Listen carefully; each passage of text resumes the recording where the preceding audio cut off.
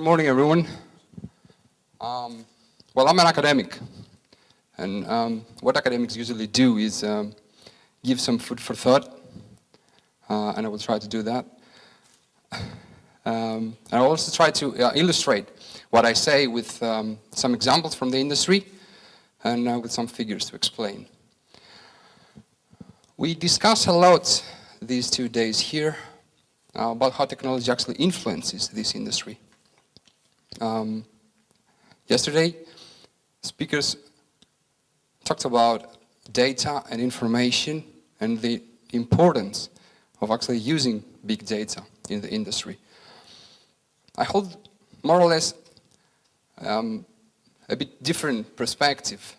I usually invest on knowledge, and I will talk about innovation and knowledge today.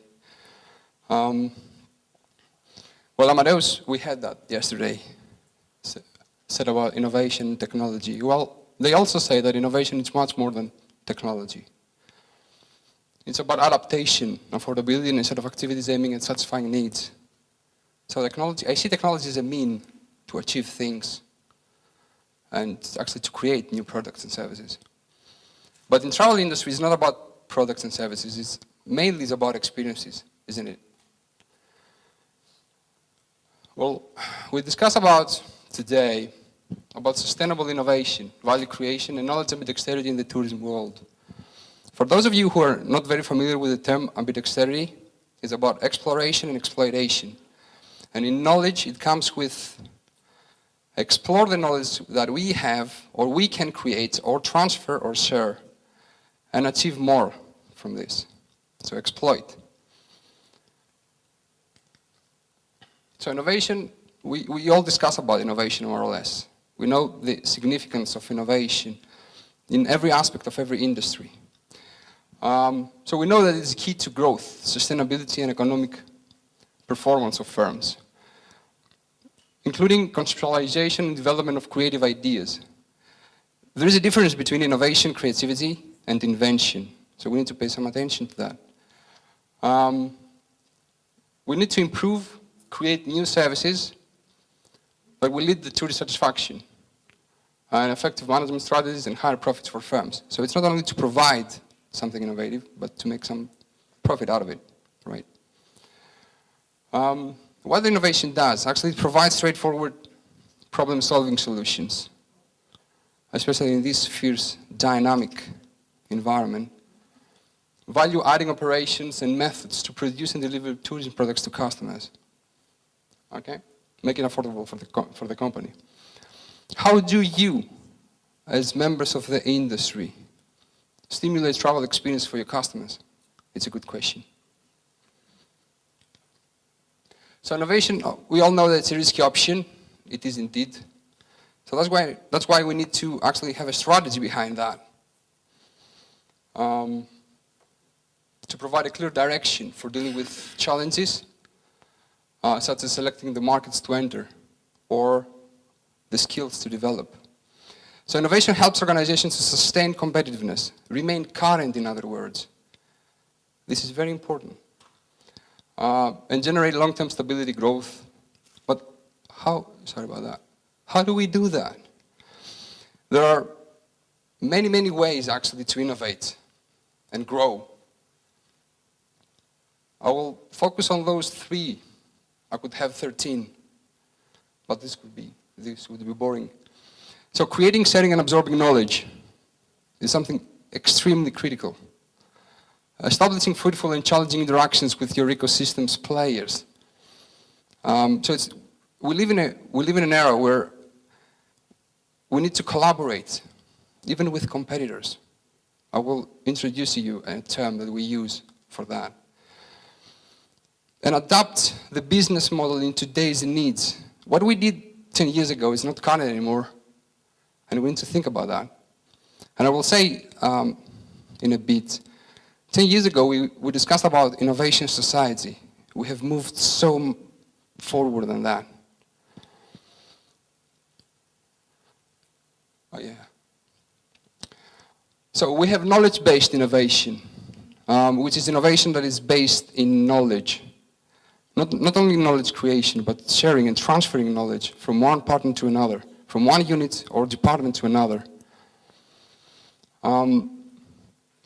So knowledge-based innovation usually includes service provision, since we discuss about a service-based industry, based on customer knowledge, business models, as we said, based on competitors' knowledge, and infrastructure. Value creation is something also critical. For example, in every department, every day, they hold a meeting at every Ritz-Carlton around the world for 15 minutes just to share experience, what goes well.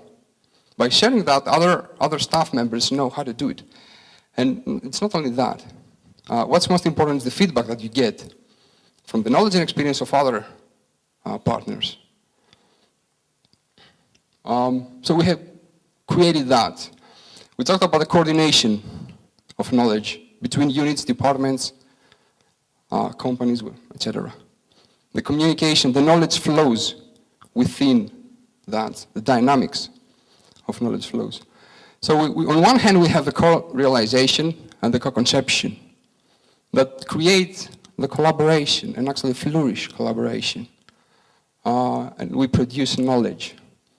So we coexist with other companies, with other departments in the same company. There are several examples actually that we have different departments that compete more than they collaborate. We co-evolve with our competitors, and we co-specialize. So what do we do? Years ago, we discussed about the importance of supply chain to reduce cost or to keep cost low. There we have knowledge storing, but usually we don't use that knowledge, especially 10 or 15 years ago. Then we moved actually to the value chain. And the driver was the revenue, to increase the revenue. Not only reduce cost, but to increase the revenue. The knowledge that was created back then was hoarding. So then we moved to value ecology, which is actually a value that is created between partners, between companies. And knowledge that is shared brings innovation. As simple as that. However, the ways and means by which we share knowledge can be so different and not always effective.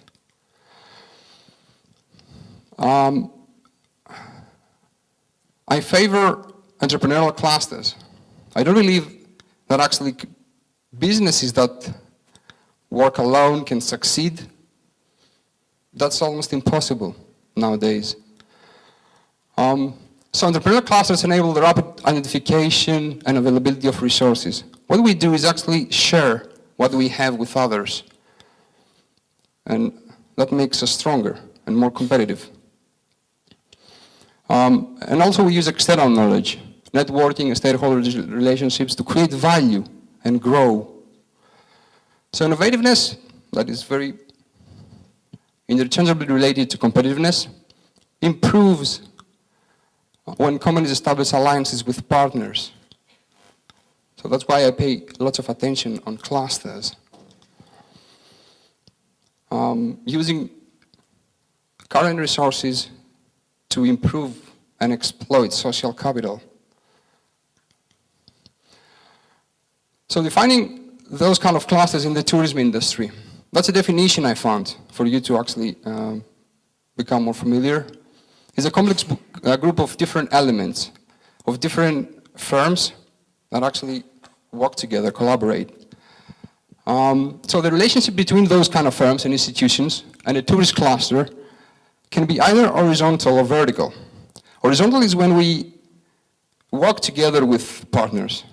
For example, when a hotel is overbooked and has to send the overbooked customers to another hotel. Or horizontal is also when we collaborate with partners to provide a full service.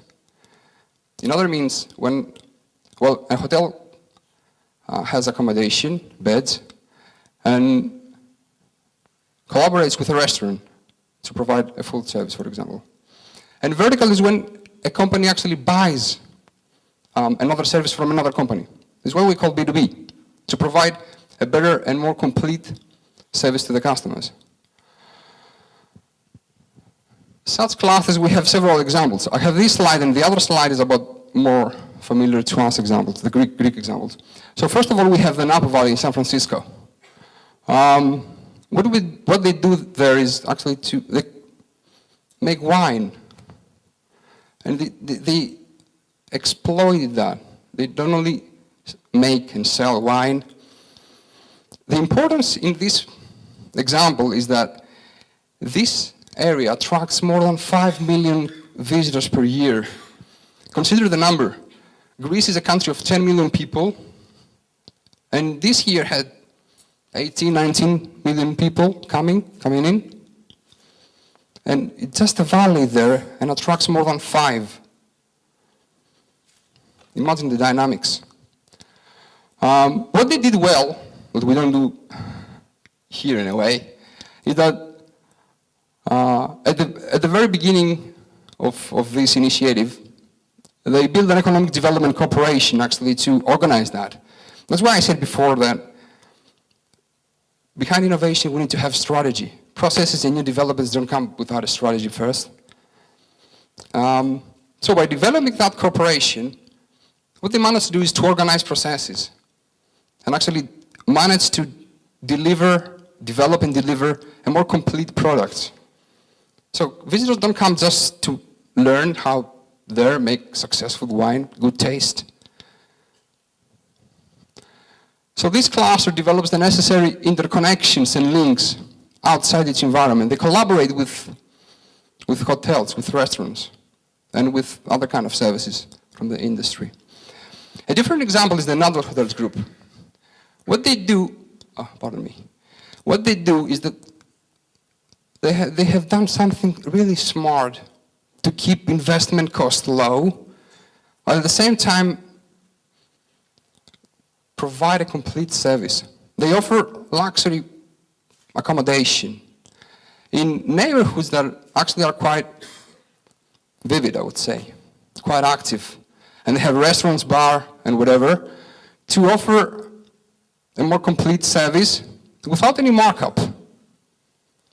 So this innovative business model, because we discussed about business model before, promotes the 3 aspects of sustainability by supporting the growth of local communities. And then, well, here in Greece, we lack of several things. And we don't have an organized business cluster in any industry, even in 2014 or 15. But we have unofficial clusters. So we can distinguish that on 2 levels. On the national level, where organizations from one industry actually across the country collaborate to promote Greece as a destination. And I can take that example. TMA do that. They do that overseas. And also in a smaller context, we have local regional level business clusters that could be formed based on geographical characteristics. And this is the example below. It's very similar to the Napa Valley. They do that in Iraq and Crete. It's very, very similar, and they do it successfully.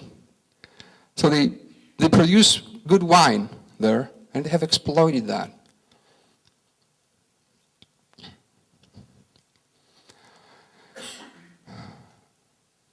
So let's consider that we have actors in the middle, whatever that is. It can be a company, it can be a unit, a department, whatever, or even a team.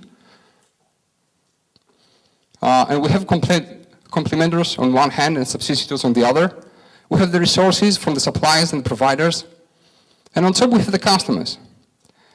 Well, up there I mentioned internal customers, but it's not only the internal customers, it's also the external customers. And what's the difference between those two? External customers usually give money, that kind of resource to us. Whereas the internal customers is people who work for us. Especially in this industry, we need to have your staff satisfied. Otherwise, how they will deliver a good service? If people don't smile, for example, or are not kind, it will fail. You're from the industry, so you know that even better than me. Okay? So we have actors who actually facilitate the realization of the deliverables, or provide the resources, or make own realization of deliverables, or deliver good services, etc. Then I will come to the point where knowledge of dexterity is important in such clusters.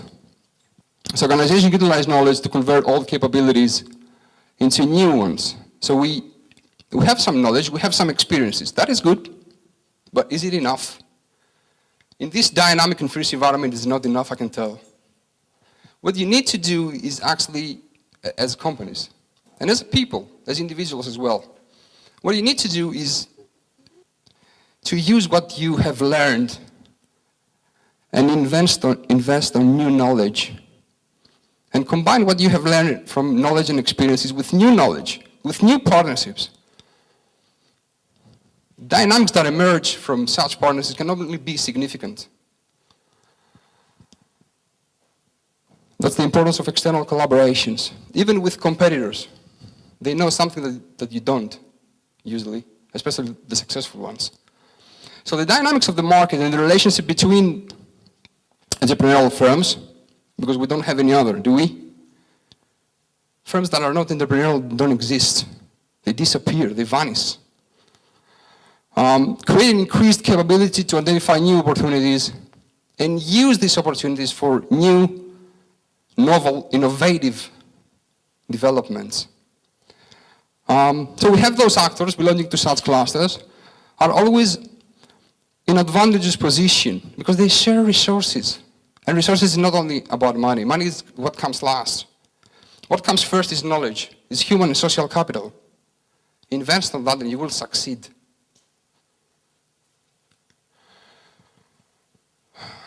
So, we have the different levels of an entrepreneurial life cycle. More or less, we all know that. But the importance is, and I will try to keep it simple, this is too academic. At the very beginning, we have an opportunity search in a competitive environment like we are having today, and the market dynamics. On the other hand, we have resource identification and resource appropriation. We need to know what kind of resources are available and what of those available we can use effectively. And then we have strategy alignment and dynamic equilibrium. Okay, this is terminology. You don't have to worry about that. But the importance is that the truth is always somewhere in the middle in real business. So we need to cooperate. We need to know how to cooperate, and we need to know how to compete. That's another too complicated, but I will keep it simple. We have the entrepreneurial cluster, and we have the value creation that actually develops in the cluster. So we capture the value and we exploit. And then we have opportunities that emerge through those kind of interactions, from firm to firm. The opportunities that emerge from new value propositions, something that we didn't know before, and we combine with new customers' insights, for example. This is something critical. You need to know what customers actually need. And opportunities through the networks and parties. And of course, knowledge is always at the top. So we have technological advancements that organizations use to change. But is it only about technology? The value proposition and business model concepts stand at the core of business, okay? Especially in knowledge-based and knowledge-driven concepts. So globalization serves as both a catalyst of accelerated development. We know that.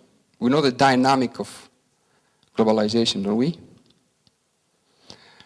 Well, the answer can be heterogeneity. regards as a mindset and a practice where complexity and diversity are leveraged strategically in a manner that promotes organizational sustainability. Innovation can be a significant lever of sustainability. It keeps us current, so it keeps us move on. Well, that's the business model framework. I will not bother you with that.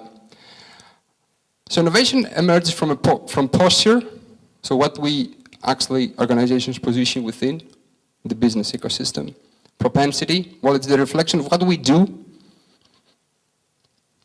routines, dynamics, processes, and so on, to deliver something that is well performed. Therefore, organizational design and business model innovation, as we discussed, is then the effective alignment of the organization to the firm's business model to create an optimal environment for the 3 Ps up there. An example, there is the Nordic Innovation Organization. They collaborate with OECD and they make that project, the Business Model Innovation Tourism and Experience Project. This is a cluster, a successful one, where actually companies from different sectors of the same industry, the tourism industry, sit down and benchmark what they can do well, better, and what they do wrong, and they improve. What they mainly do is share knowledge and transfer knowledge from one partner to another. And that's successful. We need to be current, and we want, I guess, to exist tomorrow. So what we need to do is to find ways to innovate, to become sustainable. So we have knowledge creation, unlocking, capturing, and all that stuff. We have organization design, which is important, and governance, and in the middle we have business model innovation. We need to adapt in today's needs. So that's a summary, and with that I'll close. Well, innovation is a driver of progress, enabling companies to combine technology capabilities, resources, and so on. We discussed about all that.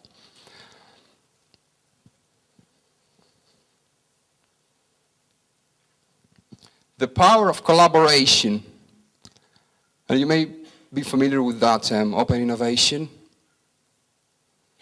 comparing to closed innovation. I usually challenge companies to, they have chosen to actually follow the closed path. This is not a sustainable path. And I have a very good example with that. Even Apple, a very successful company, isn't it? Has closed innovation. However, even that company works with developers and integrates. So even that, they don't do that all alone. And we're here today, December 6th. Even Apple will change. Well, Apple is not in the tourism industry, but it's okay. How can tourism organizations become innovative? How can they develop what people need? Yesterday, someone talked about the personalization, tailored services to customers. All right? So the development of partnerships is the answer in any way. So making strategic partnerships with technology firms, tourism and travel agents, and customers, create knowledge, capabilities, and means to move forward. So open or collaborative innovation enables firms to remain current. I'm not sure if you have questions for me, but what I'm sure is I have questions for you to think about.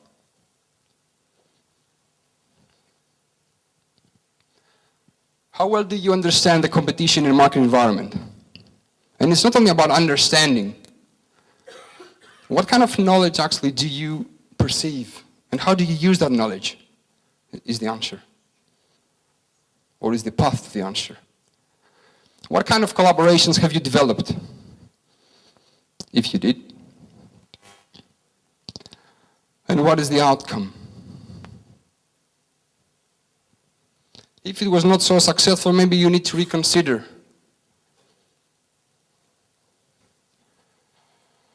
What types of distribution channels do you use to generate business? Not only new units or new departments or new firms, new businesses, new products, new services, even that. And does your company provide opportunities to each employee to learn?